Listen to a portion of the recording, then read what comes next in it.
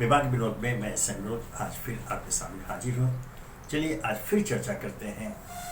कल जहाँ से हमने छोड़ा था महाराष्ट्र में जारी मराठा आरक्षण आंदोलन बात को लेकर ध्यान रखिए। कल हमने आशंका व्यक्त की थी और अनुरोध भी किया था आंदोलनकारियों से कि आंदोलन को हिंसक न बनने दें, क्योंकि हमेशा यह देखा गया जब जब कोई ऐसा आंदोलन शुरू होता है कुछ असामाजिक तत्व किन्हीं विशेष इरादों से आंदोलन में घुसपैठ कर आंदोलन को एक हिंसक मोड़ दे देते हैं, जिससे क्या होता है कि स्वयं आंदोलन बदनाम हो जाता है, आंदोलन के नेताओं की छवि खराब होती है और आम लोगों की सहानुभूति से वे वंचित रह जाते हैं। यह एक ऐसा तथ्य है जिसे ध्यान में रख कर ही वर्तमान मराठा आरक्षण आंदोलनकारियों को अपनी रणनीति तय करनी चाहिए। इस पर हम चर्चा कर चुके हैं। यहाँ के जो राजनीतिक पर्यवेक्षक हैं वो भी इस बात को बार बार चिन्हित करते रहे हैं और वह भय जो आशंका व्यक्त करते रहे हैं ये आंदोलन को हिंसक मोड़ दे दिया जाएगा, और ऐसा हुआ।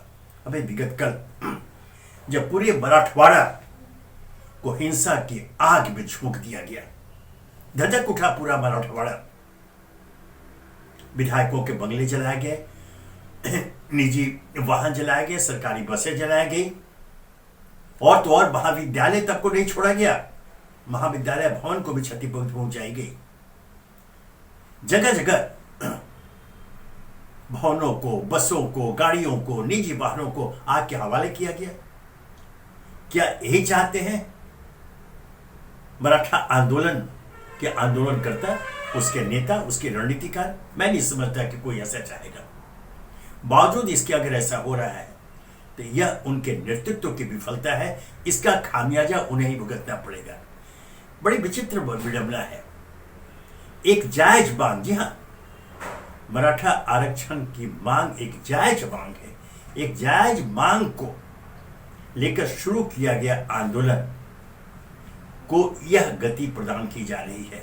विडंबना इसलिए कि कोई ऐसा आंदोलन होता है जब हम सत्ता पक्ष से मांग करते हैं कोई बात, जब सरकार उसके लिए तैयार नहीं हो तो हम आंदोलन का रास्ता अख्तियार करते हैं, सड़कों पर जनता उतरती है। यह मामला बिल्कुल उलट है। यहां पर सरकार की ओर से बार बार कहा जा रहा है कि वे मराठा आरक्षण के पक्ष में हैं, आरक्षण दिया जाएगा। इसमें जो कानूनी अड़चनें आई है, ध्यान रहे यहां उद्धृत करना चुका पुनः संदर्भवश कि पिछली सरकार ने भी कुछ वर्ष पूर्व आरक्षण, मराठा आरक्षण दिया था, लेकिन मामला अदालत में गया, टिक नहीं पाया, अदालत ने उसे निरस्त कर दिया था। अब जो मांग फिर से यह आंदोलन शुरू हुआ है तो सरकार फूंक फूंक कर कदम उठ रही है। सरकार की ओर से यह बार बार स्पष्ट किया गया कि वे तैयारी कर रहे हैं, विशेषज्ञों की राय ले रहे हैं। ध्यान रहे 3 अवकाश प्राप्त जजों की एक समिति भी बनाई गई है जिस राय ली जा रहा है कि ताकि न्यायालय में इस आरक्षण के आदेश को चुनौती दी जाती तो उसको निरस्त नहीं किया जा सके। यह सावधानी सरकार बरत रही है, अर्थात उसकी मंशा, उसकी नीयत बहुत साफ है, वे स्वयं आरक्षण के पक्ष में है। ऐसे में अगर आरक्षण जारी रहता है और दुखद रूप से आरक्षण को एक हिंसक मोड़ दे दी जाती है, हिंसा की दिशा बता दी जाती है, तो यह अशोभनीय तो है ही है, गलत तो है ही है। यह स्वयं आंदोलन के खिलाफ है। आज मराठा आरक्षण आंदोलन को न केवल महाराष्ट्र प्रदेश बल्कि पूरे देश में समर्थन मिल रहा है। सभी इस पक्ष में है कि उनकी जायज मांग को स्वीकार किया जाना चाहिए, लेकिन जब आंदोलन हिंसक होता है तो वह सहानुभूति खो देंगे, समर्थन खो देंगे, इसमें कोई दो राय नहीं हो सकती। और फिर वही बात, विडंबना वाली बात कि आखिर आंदोलन किस लिए? सरकार तो कह रही है कि हाँ हम आरक्षण दे रहे हैं, हम देने के पक्ष में हैं, बल्कि सरकार की ओर से अब तो पिछली सरकार पर आरोप लगाया गया कि आरक्षण की जो आदेश उन्होंने दिया था, जो अदालत ने निरस्त किया था, वह जो है आरक्षण को बरकरार रखने में पिछली सरकार जो है विफल रही है। अब तो ये आरोप लग रहे हैं। और ऐसे में अगर इस आंदोलन को हिंसा के मार्ग पर भेज करके अपनी बात मनवाने का प्रयास किया जाता है, तो फिर सवाल उठता है कि आखिर कौन सी बात? क्या सरकार तैयार नहीं है? सरकार तो दे रही है आरक्षण, लेकिन लगता है कि इसमें कहीं ना कहीं तुच्छ राजनीति का को प्रवेश दे दिया गया है, अपना नेतागिरी चमकाने के लिए, स्वयं को नेता बनकर आगे रखने के लिए हिंसा का सहारा लिया जा रहा है, ऐसे आंदोलन का सहारा लिया जा रहा है। वे भूल जाते हैं, ये ठीक है, पहले भी बात कही गई है कि आंदोलन करना, विरोध करना यह संविधान प्रदत्त अधिकार है, लेकिन यह नहीं भूला जाना चाहिए, ये तो बहुत छोटी मोटी बात होती है। ब्रिटिश हुकूमत के खिलाफ महात्मा गांधी ने अहिंसक आंदोलन के सहारे ब्रिटिश हुकूमत को मात दी थी, उन्हें मजबूर किया था देश छोड़ के वो वापस इंग्लैंड जाने के लिए, देश को आजादी दिलाने के लिए। वो अहिंसक आंदोलन था महात्मा गांधी का। उस समय भी कोशिश की गई थी कि आंदोलन में हिंसा का प्रवेश हो, लेकिन वो सफल नहीं हो पाया था। महात्मा गांधी के अहिंसा को एक मंत्र मानकर पूरे विश्व ने स्वीकार किया, एक आदर्श के रूप में स्थापित हुआ। महात्मा गांधी का अहिंसा का मंत्र एक दिशा निर्देशक के रूप में स्थापित हुआ पूरे विश्व में।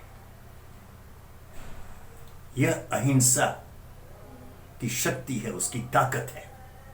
उसके बाद अगर आजाद भारत में भी चले आए, ध्यान रखें, जब 70 के दशक में तत्कालीन प्रधानमंत्री इंदिरा गांधी के कथित कुशासन और भ्रष्टाचार के खिलाफ जयप्रकाश आंदोलन शुरू हुआ था। जयप्रकाश जननायक जयप्रकाश नारायण के नेतृत्व में उस समय भी जयप्रकाश नारायण ने अहिंसा के मार्ग का वर्णन किया था और उन्हें सफलता मिली थी। यहां यह उद्धृत करना संचीनी होगा कि इंदिरा गांधी को जयप्रकाश नारायण अपनी बेटी मानते थे। ध्यान रखिए, इसके बावजूद उन्हें सड़कों पर निकलना पड़ा, इसलिए उन्हें लगा कि इंदिरा गांधी गलत रास्ते पर जा रही हैं। सड़कों पर उतरे जयप्रकाश आंदोलन पूरे देश में फैल गया। आजाद भारत में एक इतिहास रचा गया और तब शक्तिशाली प्रधानमंत्री इंदिरा गांधी पराजित हुई। अहिंसा के आंदोलन के सामने उनकी हिंसक नीति, उनकी दबाव की नीति, उनके डर भय की नीति काम नहीं आई। विजय जयप्रकाश आंदोलन के अहिंसक आंदोलन हुई। ऐसे प्रमाण मौजूद हैं। तब फिर महाराष्ट्र में जारी यह मराठा आरक्षण आंदोलन को हिंसा की आग में क्यों धकेला जा रहा है? आप संयम बरतें। बार बार यह बात हुई, अब प्रतीक्षा करें।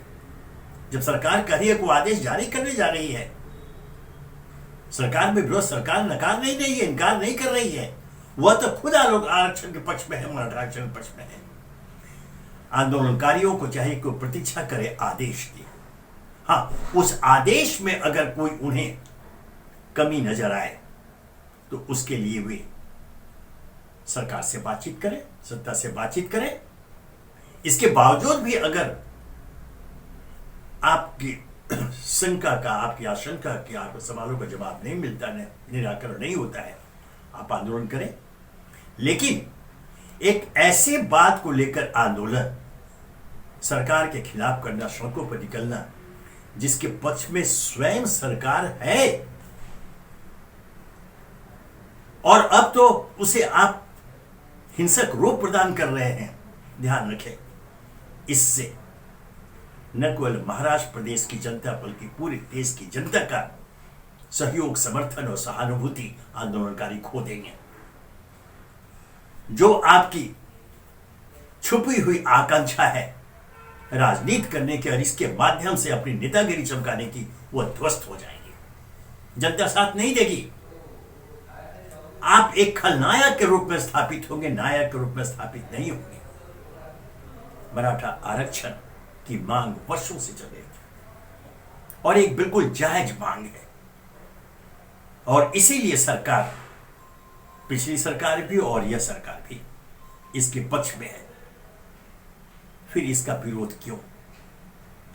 आपको अगर नेतागिरी करनी, नेतागिरी चमकानी है, बहुत सारी समस्याएं हैं। अभी देश को छोड़िए, अगर प्रदेश की बात करें तो प्रदेश स्तर पर आप महंगाई के विरोध में आंदोलन कर सड़कों पर उतरे, आप बेरोजगारी के को लेकर के आप सड़कों पर उतरे, आंदोलन करें, जनता का समर्थन आपको मिलेगा, जनता की सहानुभूति मिलेगी। आप वहां नेतागिरी करें, आप स्थापित हो जाएंगे, क्योंकि तब आप एक जन आकांक्षा को लेकर के सड़कों पर उतरेंगे। आप वह रास्ता क्यों नहीं अपना रहे? अनेक ऐसे सवाल हैं, अनेक ऐसे मुद्दे हैं जिस पर आप सड़कों पर उतर सकते हैं, जनहित में, जनता के पक्ष में, जनता के समर्थन से। लेकिन इस मामले में जब आप सड़कों पर निकलकर आप विधायकों के बंगले जलाएंगे, आप निजी सरकारी बसों में आग लगाएंगे, आप महाविद्यालयों में आग लगाएंगे, आप भवनों को ध्वस्त करते चले जाएंगे, सड़कों पर लोगों का दुकानें खोलना मुश्किल हो जाएगा, आप उनकी निजी जिंदगी जो है, प्रतिदिन दैनंदिन जिंदगी है, उसे आप द्रोह करने की कोशिश करेंगे, तो फिर आपको जन समर्थन तो कदापि नहीं मिलेगा। दुखद यह, पीड़ादायक, विडंबना कि एक अत्यंत ही जायज मांग को स्वयं जनता की नजर में आप संदिग्ध बना रहे हैं। ऐसे हिंसक आंदोलन के कारण जनता अब यह मानने को मजबूर हो जाएगी, यह जो आंदोलनकारी हैं, यह जो नेतृत्व प्रदान कर रहे हैं, उनकी इच्छा कोई मराठा समुदाय के हित के प्रति नहीं है। वे उनको सामने रख करके अपनी राजनीति की रोटी सेकना चाहते हैं, अपनी नेतागिरी स्थापित करना चाहते हैं। जनता मूर्ख नहीं है, जनता सब समझती है और इस बात को भी समझेगी। तब क्या होगा इस आंदोलन के नेताओं का? अतः अभी भी समय है, समय रहते चेत जाए, प्रतीक्षा करें सरकारी आदेश की। जो सरकार बार बार कह रही है को आदेश जारी करने जा रही है, उसके पूर्व की जो तैयारी है, और तैयारी ऐसी जैसे 3 रिटायर्ड जजों की जो समिति बनी है वो अनुशंसा करेगी। उन्हें इस बात की जिम्मेदारी दी गई है, स्वयं मुख्यमंत्री ने उनसे चर्चा की है, उप मुख्यमंत्री देवेंद्र फडणवीस ने चर्चा की है, मुख्यमंत्री से मिलकर इस मुद्दे पर राज्यपाल को भी विश्वास में लिया जा रहा है। सरकार अपनी ओर से हर कोशिश कर रही है, सकारात्मक कोशिश है यह। तो फिर आंदोलनकारी प्रतीक्षा क्यों नहीं करते हैं? वे प्रतीक्षा करें, आदेश की प्रतीक्षा करें। जनता उनको नेतृत्व को स्वीकार कर लेगी अगर उस आदेश में कोई खामी नजर आती है और वो जनता के समर्थन में सड़कों पर उतरते हैं। लेकिन ऐसा नहीं कर आप अभी, जो बिल्कुल समय नहीं है, यह अवसर ही नहीं है, सड़कों पर उतर करके आप पूरी आंदोलन की ओर देश का ध्यान आकृष्ट करने के लिए हिंसक वारदातों को अंजाम देते हैं, तो तय मानिए आप जनहितकारी न तो नेता है, न आपका संगठन है, न आपका दल है। आप जनता को मूर्ख बनाना चाहते हैं, जनता के नाम पर अराजकता पैदा करके आप अपनी राजनीति की रोटी सेकना चाहते हैं। इसे जनता बर्दाश्त नहीं करेगी। महाराष्ट्र की जनता तो कतई नहीं। महाराष्ट्र की जनता एक समझदार जन समुदाय है और अपने प्रदेश में विकास चाहती है, प्रदेश में शांति चाहती है, प्रदेश के युवाओं को भविष्य के उस मार्ग पर वो कदमताल करते देखना चाहती है जहां से उनका उज्जवल भविष्य न केवल महाराष्ट्र प्रदेश के लिए बल्कि पूरे देश विदेश के लिए नेतृत्व प्रदान करने की क्षमता अर्जित कर ले। यही नहीं, स्वयं सत्ता पक्ष, सत्तारूढ़ जो गठबंधन है उस पक्ष के सांसद विधायक वो आंदोलन के पक्ष में इस्तीफा देना शुरू कर दिया। ध्यान रखें, शिवसेना सिंधे गुट के विधायक हेमंत गोडसे ने अपना इस्तीफा सौंपा। भाजपा सांसद हेमंत पाटिल ने भी लोकसभा अध्यक्ष को अपना इस्तीफा भेज दिया और भाजपा विधायक लक्ष्मण पवार ने भी अपना इस्तीफा भेज दिया। अर्थात इस आंदोलन के पक्ष में एक बार फिर चिन्हित हुआ कि स्वयं सत्ता पक्ष के लोग हैं और यहाँ कहीं विरोध नहीं है। बार बार दोहराना पड़ रहा है कि सत्ता पक्ष के लोग कह तो रहे हैं कि हम आरक्षण देने जा रहे हैं, आरक्षण का आदेश जारी होगा। वह सिर्फ सावधानी बरत रहे हैं ताकि फिर न्यायिक समीक्षा में आगे अदालत कोई अवरोध पैदा न करे। इस आकांक्षा के विरुद्ध आप अगर हिंसक आंदोलन का सहारा लेते हैं तो क्षमा करेंगे इस टिप्पणी के लिए। आप जनहित में कोई कदम नहीं उठा रहे हैं, आप जनहित के विरोध और महाराष्ट्र वासियों के विरोध में कदम उठा रहे हैं, महाराष्ट्र की छवि खराब कर रहे हैं, महाराष्ट्र वासियों की छवि खराब कर रहे हैं। इसके लिए जनता आपको कभी माफ नहीं करेगी। धन्यवाद।